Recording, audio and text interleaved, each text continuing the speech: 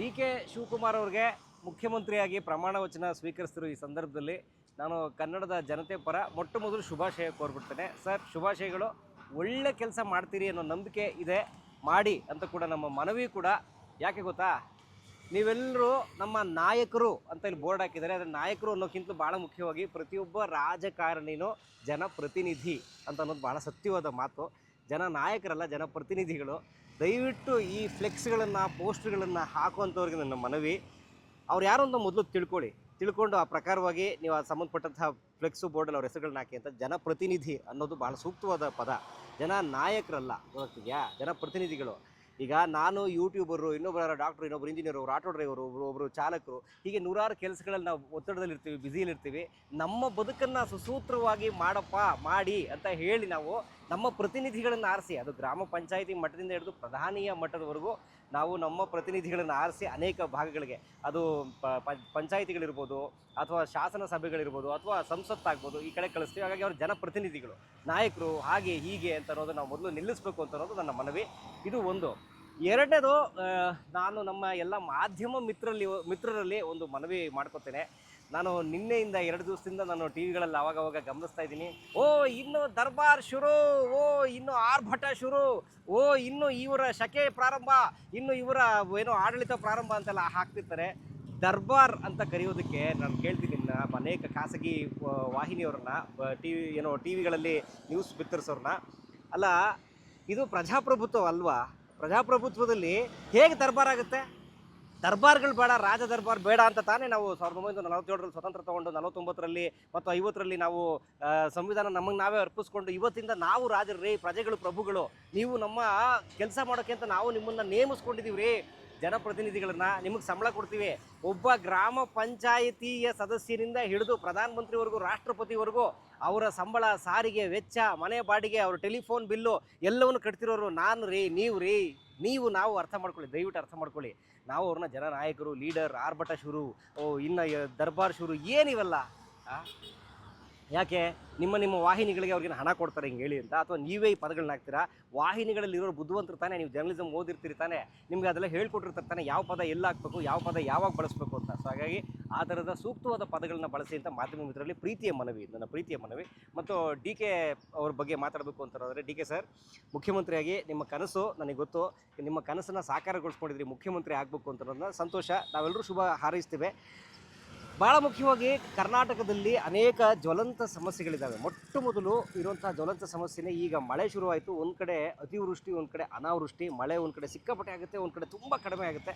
So ಹಾಗಾಗಿ ಅದನ್ನು ಸರಿಯಾಗಿ ನಿರ್ವಹಣೆ ಆಗಬೇಕು. ರೈತರ ಆತ್ಮಹತ್ಯೆಗಳಂಥ ಘೋರ ಪ್ರಕರಣಗಳನ್ನು ಶಾಶ್ವತವಾಗಿ ತಡೆಯುವಂಥ ಕೆಲಸ ನಿಮ್ಮಿಂದಾದರೂ ಆಗಲಿ ಅಂತ ನನ್ನ ಮನವಿ. ಆಮೇಲೆ ಎರಡನೇದು, ಭಾಳ ಮುಖ್ಯವಾಗಿ ನಗರಗಳ ಮೇಲೆ ಒತ್ತಡ ಜಾಸ್ತಿ ಆಗ್ತದೆ. ಅದು ಬೆಂಗಳೂರಿನ ಮೇಲೆ ಅತೀ ಒತ್ತಡ ಶುರು ಆಗ್ತಾಯಿದೆ. ಎಲ್ಲವನ್ನೂ ಬೆಂಗಳೂರು ಮತ್ತು ಬೆಂಗಳೂರು ಸುತ್ತಮುತ್ತವನ್ನೇ ಎಲ್ಲ ಡೆವಲಪ್ಮೆಂಟ್ ಮಾಡೋಕ್ಕೆ ಹೊರಟಂಥದ್ದು. ನೀವೇ ಗ್ರೇಟರ್ ಬೆಂಗಳೂರು ಮಾಡ್ತೀನಿ, ಬಿಡದಿ ಟೌನ್ಶಿಪ್ ಮಾಡ್ತೀನಿ ಅಂತ ಹೊರಟ್ರಿ. ನೀವು ಬನ್ನಿ ಡಿ ಕೆ ಸರ್, ನಾನು ಇಡೀ ಕರ್ನಾಟಕದ ಹಳ್ಳಿ ಮೂಲೆ ತಿರುಗಿದ್ದೀನಿ. ನನಗಿಂತ ಜಾಸ್ತಿ ನೀವು ತಿರುಗಿರ್ತೀರಿ ಡಿ ಕೆ ಸರ್. ನೀವು ಗಮನಿಸಿ, ಉತ್ತರ ಕರ್ನಾಟಕ ಅಥವಾ ನಮ್ಮ ಅರ್ಧ ಕರ್ನಾಟಕ ಏನಿದೆಯಲ್ಲ, ಆ ಕಡೆಗೆ ಹೈದರಾಬಾದ್ ಕಲ್ಯಾಣ ಕರ್ನಾಟಕ ಅಥವಾ ಉತ್ತರ ಕರ್ನಾಟಕ, ಹಳೆ ಮುಂಬೈ ಪ್ರಾಂತ್ಯ, ಹುಬ್ಳಿ, ಬಿಜಾಪುರ, ರಾಯಚೂರು, ಗುಲ್ಬರ್ಗ, ಯಾದಗಿರಿ, ಶಾಪುರ್, ಸುರ್ಪುರ್, ಎಲ್ಲ ಭಾಗಗಳಿಗೆ ಬನ್ನಿ. ಪಾಪ ಅಲ್ಲಿನ ಅನೇಕ ಪ್ರತಿಭಾವಂತರು, ಅಲ್ಲಿನ ವಿದ್ಯಾವಂತರು, ಅಲ್ಲಿ ಪದವಿ ಪಡ್ಕೊಂಡಂಥವ್ರು ಕೆಲಸಕ್ಕೆ ಅಂತ ಹೇಳಿ ಓದೋಕ್ಕೂ ಕೂಡ ಅಲ್ಲೂ ಎಷ್ಟೋ ಶಿಕ್ಷಣ ಸಂಸ್ಥೆಗಳು ಸರಿ ಇಲ್ಲ. ಅಲ್ಲಿ ಬಹುತೇಕ ಶಿಕ್ಷಣ ಸಂಸ್ಥೆಗಳು ಆ ಭಾಗದಲ್ಲಿ ಸರಿ ಇಲ್ಲ. ಎಲ್ಲೋ ಬೆಳವಣಿಗೆ ಅಷ್ಟೇ ಮಾತ್ರ ಚೆನ್ನಾಗಿದ್ದಾವೆ. ಅವ್ರಿಗೆ ಓದೋಕ್ಕೆ ಅವಕಾಶ ಇಲ್ಲದೆ ನಗರಗಳಿಗೆ, ಈ ಬೆಂಗಳೂರಿಗೆ ಬರ್ತಾರೆ. ಯಾಕಲ್ಲಿ ಕಾಲೇಜ್ಗಳನ್ನು, ಒಳ್ಳೆ ಕಾಲೇಜ್ಗಳನ್ನು, ವಿಶ್ವವಿದ್ಯಾಲಯಗಳನ್ನ, ಅಥವಾ ವಿಶ್ವವಿದ್ಯಾಲಯಗಳು ಇರೋಕ್ಕೆ ಒಳ್ಳೆ ಶಿಕ್ಷಕರ ಪಾಠ ಮಾಡೋರು ಬಲ ಯಾಕೆ ತುಂಬ್ತಾ ಇಲ್ಲ? ಅವ್ರಿಗೆ ಅನುದಾನಗಳನ್ನ ಯಾಕೆ ನಿಲ್ಲಿಸ್ತಿದ್ದಾರೆ? ಇದು ಮೊಟ್ಟ ಮೊದಲು ಆಗಬೇಕು. ಎರಡನೇದು, ಅವರ ಜಿಲ್ಲೆಗಳಲ್ಲಿ ದುಡಿಯುವವರಿಗೆ ಅಥವಾ ಆಯಾ ಜಿಲ್ಲೆಯ ಜನರಿಗೆ, ಆಯಾ ಜಿಲ್ಲೆಯ ಪದವೀಧರರಿಗೆ ಅಲ್ಲಲ್ಲೇ ಕೆಲಸ ಸಿಗೋವಂತ ಆಗಬೇಕು. ನೀವು ಬನ್ನಿ, ನಾನು ಇತ್ತೀಚೆಗೆ ಗದಗ್ ಹೋಗಿದ್ದೆ. ಗದಗ್ನಲ್ಲಿ ಅವತ್ತು ಭಾನುವಾರ ರಾತ್ರಿ ಬಸ್ ಸ್ಟ್ಯಾಂಡಲ್ಲಿ ನಿಂತಿದ್ದೆ. ಗದಗ್ನಲ್ಲಿ ಇಡೀ ಬಸ್ ಸ್ಟ್ಯಾಂಡ್ ಭಾನುವಾರ ರಾತ್ರಿ ನೋಡಿ, ನೀವೇನಾದರೂ ಒಂದು ಮರಳು ಒಂದು ಇಡೀ ಮೇಲೆ ಬಿಸಾಕಿದ್ರೆ ಅದು ಕೆಳಗಡೆ ಬಿಡಲ್ಲ, ಅಲ್ಲಿರೋ ಜನಗಳ ತಲೆ ಮೇಲೆ ಬಿಡುತ್ತೆ. ಅಷ್ಟು ಜನ ತುಂಬಿರ್ತಾರೆ ಪದವೀಧರರು. ಯಾಕೆ ಇಷ್ಟು ಜನ ರಾತ್ರಿ 9 ಗಂಟೆಗೆ ಅವರೆಲ್ಲ ಬೆಂಗಳೂರಿಗೆ ಬರ್ತಾರೆ? ಯಾಕಂದರೆ ಅವ್ರು ಶುಕ್ರವಾರ ನೈಟು ಹೊರಟಿದ್ರು ಬೆಂಗಳೂರುಗಳಿಂದ ಕೆಲಸ ಮುಗಿಸಿ, ಶನಿವಾರ ಭಾನುವಾರ ಇದ್ದು ನೈಟ್ ಹೊರಟು ಬೆಂಗಳೂರಿಗೆ ಬಂದು ಮತ್ತೆ ಕೆಲಸ ಮಾಡ್ತಾರೆ. ಯಾಕೆ ಈ ಒತ್ತಡ ಒಂದು ನಗರದ ಮೇಲೆ? ಅಲ್ಲಲ್ಲೇ ಕಂಪ್ನಿಗಳನ್ನ ಒಂದು 5 ಕಂಪ್ನಿಗಳನ್ನ ತೆಗೆದು ಆಯಾ ಜಿಲ್ಲೆಗಳಲ್ಲಿ 5 ಕಂಪ್ನಿಗಳನ್ನ ಯಾಕೆ ಪ್ಲೇಸ್ ಮಾಡೋಕ್ಕಾಗ್ತಿಲ್ಲ?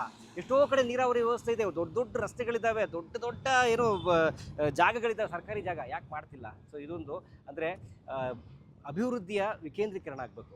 ಒಂದು ಕಡೆ ಮಾತ್ರ ಬೆಳೀತಾ ಇನ್ನೊಂದು ಕಡೆ ತೀರಾ ಕೆಳಗಡೆ ಕುಂಠಿತ ಆಗೋದು ಸರಿಯಲ್ಲ, ಅದು ಸರ್ವತೋಮುಖ ಬೆಳವಣಿಗೆ ಅಲ್ಲ.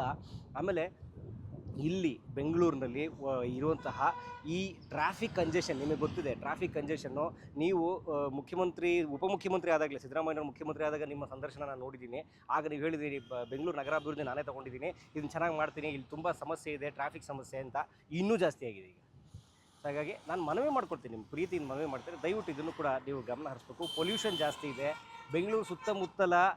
ಬೆಂಗಳೂರಿನ ಅಷ್ಟು ಕೊಳಚೆ ನೀರು ಬೆಂಗಳೂರಿನ ರಾಜಕಾಲುವೆಗಳ ಮೂಲಕ ಸುತ್ತಮುತ್ತ ಹರಿದು, ಅದು ಕೆ ಸಿ ವ್ಯಾಲಿ ಮೂಲಕ ಅಥವಾ ಈ ನಮ್ಮ ಅರ್ಕಾವತಿ ಮೂಲಕ ಹರಿದು ಬೆಂಗಳೂರು ಮತ್ತು ಸುತ್ತಮುತ್ತ ತಾಲೂಕುಗಳು ಜಿಲ್ಲೆಗಳಲ್ಲಿ ಬೆಳೀತಿರುವಂತಹ ತರಕಾರಿ ಮತ್ತು ಹಣ್ಣು ವಿಷಯುಕ್ತ ಆಗಿದೆ, ಸೀಸದಂಶ ಜಾಸ್ತಿ ಆಗಿದೆ, ಜನರ ಆರೋಗ್ಯ ಕೆಡ್ತಾ ಇದೆ, ಪೊಲ್ಯೂಷನ್ ಜಾಸ್ತಿ ಆಗಿದೆ, ಗಾಳಿಯಲ್ಲಿ ವಿಷ, ನೀರಲ್ಲಿ ವಿಷ, ತಿನ್ನೋದ್ರಲ್ಲಿ ವಿಷ. ಒಂದು ಸರ್ಕಾರದ ಆದ್ಯ ನಿಯಮ ಆ ಜನರನ್ನು, ಆ ಭಾಗದ ಜನರನ್ನು, ಆ ನಾಡಿನಲ್ಲಿ ವಾಸಿಸುವ ಜನರ ಬದುಕನ್ನು ಉತ್ತಮಗೊಳಿಸುವಂಥದ್ದು ಬಹಳ ಮುಖ್ಯವಾಗಿ ಅರ್ಥ ಮಾಡ್ಕೋಬೇಕು. ಆ ನಾಡಿನ ಜನರ ಬದುಕನ್ನು ಉತ್ತಮಗೊಳಿಸುವಂಥದ್ದು ಬಹಳ ಆದ್ಯ ಕರ್ತವ್ಯ. ಅದನ್ನು ದಯವಿಟ್ಟು ಮಾಡಿ ಅಂತ ಕೇಳ್ಕೊತೀನಿ. ಆ್ಯಂಡ್ ನಾನು ಜನರಲ್ಲಿ ಕೇಳ್ಕೊಳ್ಳೋದು, ಇವತ್ತು ನಡೀತಿರುವಂತಹ ಪ್ರಮಾಣ ವಚನದ ಕಾರ್ಯಕ್ರಮವನ್ನು ಸೇರಿಸಿ ಸರ್ಕಾರದ ಎಲ್ಲ ಕೆಲಸಗಳಿಗೂ ವ್ಯಯ ಆಗೋದು, ವೆಚ್ಚ ಆಗೋದು ಜನಸಾಮಾನ್ಯರ ತೆರಿಗೆ ಹಣ. ನಾನು ಕೊಟ್ಟ ಹಣ, ನೀವು ಕೊಟ್ಟ ಹಣ, ಎಲ್ಲರೂ ಕೊಟ್ಟಂಥ ತೆರಿಗೆ, ಅದು ಡೈರೆಕ್ಟ್ ಟ್ಯಾಕ್ಸ್ ಇರ್ಬೋದು, ಇಂಡೈರೆಕ್ಟ್ ಟ್ಯಾಕ್ಸ್ ಇರ್ಬೋದು, ಎಲ್ಲದಕ್ಕೂ. ನಾನು ಬಿಡಪ್ಪ, ನಾನು ಟ್ಯಾಕ್ಸ್ ಕಟ್ತಾ ಇಲ್ಲ, ಟ್ಯಾಕ್ಸ್ ಫೈಲ್ ಮಾಡ್ತಾ ಇಲ್ಲ, ಇನ್ಕಮ್ ಟ್ಯಾಕ್ಸ್ ಫೈಲ್ ಮಾಡ್ತಾ ಇಲ್ಲ ಅನ್ಕೋಬೇಡ್ರಿ. ನೀವು ಸಣ್ಣ ನೋಟ್ಬುಕ್ ತೊಗೊಳ್ಳಿ, ಅದು 10 ರೂಪಾಯಿ ಆದರೆ ಅದ್ರಲ್ಲಿ 2 ರೂಪಾಯಿ ತೆರಿಗೆ ಇರುತ್ತೆ. ಅದರಲ್ಲಿ ನೀವು ಮಗುಗೊಂದು ಚಾಕ್ಲೇಟ್ ಕೊಡಿಸಿ, ಅದ್ರಲ್ಲಿ ತೆರಿಗೆ ಇರುತ್ತೆ. ನೀವು ಒಂದು ಬ್ಲೇಡ್ ತಗೊಳ್ಳಿ, ಅದರಲ್ಲೊಂದು ತೆರಿಗೆ ಇರುತ್ತೆ. ಹಾಗಾಗಿ ನೀವು ನೇರ ತೆರಿಗೆ ಪಾವತಿದಾರ ಆಗದೇ ಇದ್ರೂ ಕೂಡ ಅಪರೋಕ್ಷವಾಗಿ ತೆರಿಗೆ ಪಾವತಿ ಮಾಡ್ತಿರ್ತೀರಿ. ಈ ಒಂದು ನಾಡಲ್ಲಿ ಹುಟ್ಬಿಟ್ರೆ ತೆರಿಗೆ ಕಟ್ಟಲೇಬೇಕು ರೀ, ಅದನ್ನ ಭಾಳ ಮೂಲಭೂತವಾಗಿ ನಾವು ಅರ್ಥ ಮಾಡ್ಕೋಬೇಕಾಗಿರೋದು ಜನ. ಹಾಗಾಗಿ ಡಿ ಕೆ ಸರ್, ನಮ್ಮೆಲ್ಲರ ತೆರಿಗೆ ಹಣ ನೀವು ಚೆನ್ನಾಗಿ ನಿರ್ವಹಿಸ್ತೀರಿ, ಜನಸಾಮಾನ್ಯರ ಬಳಕೆಗೆ ಬಳಸ್ತೀರಿ ಅಂತ ನಾನು ನಂಬ್ತೀನಿ. ಅದನ್ನು ಮಾಡಿ ಅಂತ ಮನವಿ ಕೂಡ ಜನರ ಪರವಾಗಿ ಮಾಡ್ತೇನೆ. ಇವತ್ತು ಲೋಕಭವನ, ಅದು ಮೊದಲು ರಾಜಭವನ ಅಂತ ಇತ್ತು, ಈಗ ಅದು ಲೋಕಭವನ, ರಾಜ್ಯಪಾಲರ ಏನು ಜಾಗ ಏನಿದೆಯಲ್ಲ, ರಾಜ್ಯಪಾಲರಿರುವಂಥ ಜಾಗ, ಅಲ್ಲಿ ಇವತ್ತು ಡಿ ಕೆ ಶಿವಕುಮಾರ್ ಅವರ ಮುಖ್ಯಮಂತ್ರಿಯಾಗಿ ಪ್ರಮಾಣವಚನ ಸ್ವೀಕರಿಸುವಂಥ ಒಂದು ಕಾರ್ಯಕ್ರಮ ಇದೆ. ಶುಭವಾಗಲಿ ಅಂತ ಕೋರ್ಕೋತೇನೆ. ಯಾಕಂದರೆ ನಾವೇ ಆರಿಸಿರುವಂತಹ ಪ್ರತಿನಿಧಿಗಳವರು.